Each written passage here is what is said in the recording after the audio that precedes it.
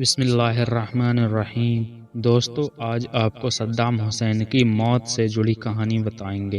آج کے سمے میں 50 سے زیادہ مسلم دیش موجود ہیں اور ان دیشوں میں وقت وقت پر اچھے برے ہر طرح کے حکمران پیدا ہوتے رہتے ہیں، لیکن ان 50 یا 60 سالوں کے بیچ کی بات کی جائے تو اس پوری دنیا میں سب سے زیادہ نام، شہرت اور طاقت پانے والے حکمران صدام حسین تھے۔ وہ صدام حسین جس نے دشکوں تک عراق پر راج کیا تھا۔ جب صدام حسین زندہ تھے تو وہ پوری دنیا کے سب سے طاقتور نیتاؤں میں پہلے نمبر پر تھے۔ ان کی اسی شہرت کو دیکھ کر امریکہ نے ان پر طرح طرح کے الزام لگانا شروع کر دیا، جس کا نتیجہ یہ ہوا کہ پہلے جنگ ہوئی، اس کے بعد صدام حسین کی گرفتاری ہوئی اور آخر میں 23 دسمبر 2006 کو ان کو پھانسی دے دی گئی۔ دوستو، صدام حسین کو پھانسی 10 ذی الحجہ یعنی بقر عید کے دن دی۔ حیرانی کی بات یہ تھی کہ صدام حسین کی پھانسی کا ویڈیو پوری دنیا میں شیئر کیا گیا تھا۔ جب صدام حسین کو جیل میں قید کیا گیا تو 12 کمانڈو کو ان کی حفاظت کے لیے رکھا تھا۔ یہ 12 کمانڈو دنیا کے ٹاپ کمانڈو میں سے تھے، مگر حیرانی تب ہوئی جب یہ کمانڈو صدام حسین کے دوست بن گئے۔ انہی کمانڈو میں سے ایک کمانڈو نے صدام حسین کی موت کے بعد ان کے اوپر ایک کتاب لکھی تھی۔ اس کتاب کے پبلش ہونے کے بعد پوری دنیا ہل گئی تھی، کیونکہ ایسے خلاصے ہوئے جن سے پوری دنیا بے خبر تھی۔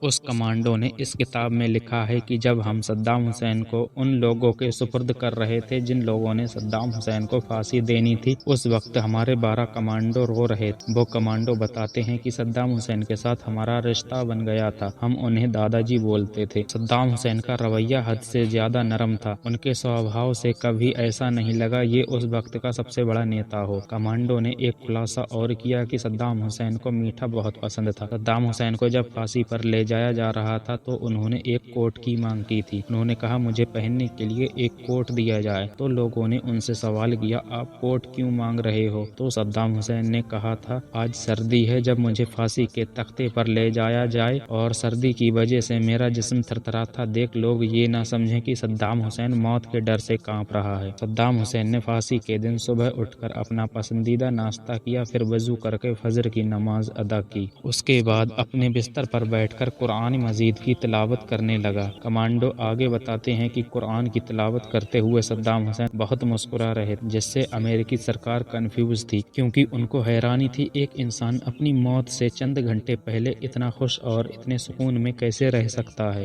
صدام حسین کو پھانسی کے بعد ان کے جسم کو ہیلی کاپٹر کی مدد سے تکڑی شہر کے اسی گاؤں میں پہنچا دیا گیا جہاں صدام حسین کی پیدائش ہوئی تھی۔ صدام حسین کو دفن کرنے کے بعد ان کی قبر کے اوپر ایک مقبرہ بنا دیا۔ ان کا یہ مقبرہ شروع سے ہی ووادوں میں رہا ہے، لیکن اب عراق کے لوگ بھی اس مقبرے کو نہیں مانتے۔ ان کا ماننا ہے کہ صدام حسین کے اس مقبرے میں ان کا جسم اب موجود نہیں ہے، ان کی باڈی کو بہت پہلے ہی نکال لیا گیا ہے۔ ان کی باڈی کس نے نکالی اس کا کچھ پتہ نہیں ہے۔ کچھ لوگوں کا ماننا ہے 2015 میں جب لڑائی ہوئی تو ان کی باڈی قبر سے نکال کر ان کے دشمن لے گئے، لیکن کچھ لوگوں کا یہ بھی ماننا ہے ان کی بیٹی جو جارڈن میں رہتی ہے وہ چپکے سے آ کر اپنے باپ کے جسم کو مقبرے سے نکال کر اپنے ساتھ جارڈن لے گئی۔ اب سچائی تو یہی ہے ان کی قبر کے ساتھ چھیڑ چھاڑ بہت بار ہوئی ہے، لیکن باڈی کہاں ہے یہ کسی کو آج تک نہیں پتا۔ تو آج کا یہ قصہ یہیں ختم کر کے آپ کو ملتے ہیں اگلی ویڈیو میں۔